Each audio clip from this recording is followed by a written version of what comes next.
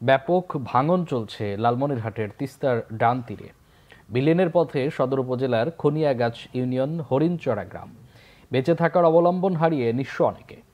ভাঙন আতঙ্কে কয়েক হাজার পরিবার ঘরবাড়ি সরিয়ে নিচ্ছেন কেউ কেউ। প্রতিদিনই নদীগর্ভে চলে যাচ্ছে বসতভিটা, আবাদি জমি সহ নানা স্থাপনা। লালমনিরহাট প্রতিনিধি মেহেদী হাসান জুয়েলের তথ্য ছবিতে দেখুন ডেস্ক রিপোর্ট। ভাঙছে নদী, বিলীন হচ্ছে বসতভিটা ও আবাদি জমি। লালমনিরহাট সদর উপজেলার খনিয়াগাছ ইউনিয়নের হরিণচড়া গ্রাম। তিস্তার ডান তীরের এই গ্রামটিতে 2 কিলোমিটার এলাকা জুড়ে নদী ভাঙন তীব্র।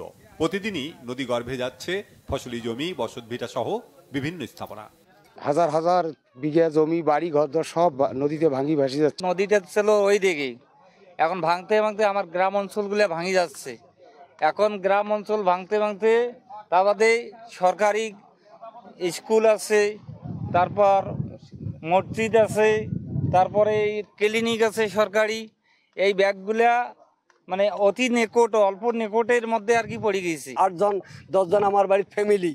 আমার এইবার যদি আমার নদীতে ভাঙে, আমি নদীর কাছাড়ে পড়ছি, এইবার যদি ভাঙে আমার যাবার কোনো আস্থা নাই।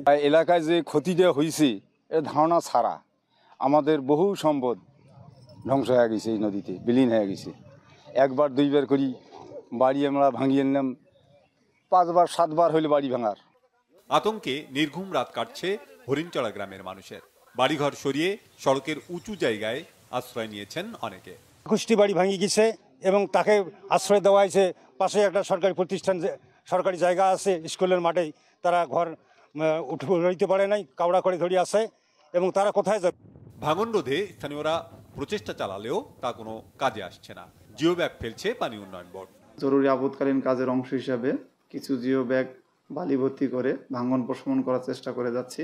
এছাড়াও আরও যে আমাদের ভাঙন রয়েছে সেগুলোর তথ্য আমরা ঊর্ধ্বতন দপ্তরে প্রেরণ করেছি।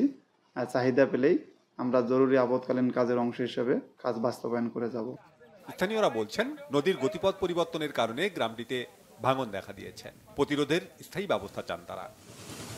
Bangla vision news desk.